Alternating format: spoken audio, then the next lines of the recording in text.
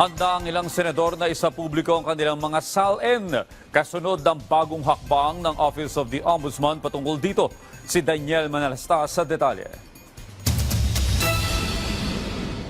Matapos luwagan ng Office of the Ombudsman ang restrictions para maisapubliko ang Statements of Assets, Liabilities, and Net Worth o SALN ng mga opisyal ng gobyerno, may mga senador na sumasang-ayon dito. Sabi ni Senate President Tito Soto III, walang issue ito sa Senado. Noon pa man daw, noong Senate President siya, sa ilang nakalipas na Kongreso, pinapayagan nila na maisapubliko ang mga SALN.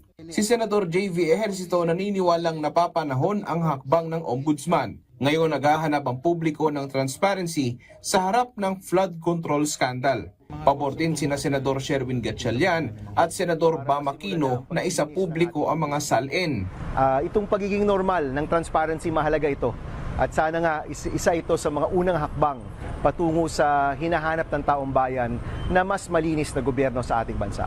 Para sa akin naman, kung wala kang tinatago, walang problemang ilabas yung SALN. Like in my case, kung may nagre-request dito, wala pa akong tina-turn down.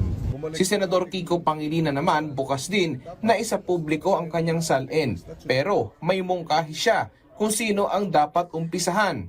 Sa tweet niyo, sabi niyo dapat ilabas din yung SALN ni dating Ombudsman Martires. Doon sila mag-umpisa kasi siyempre tinago, di ba? Bakit kaya?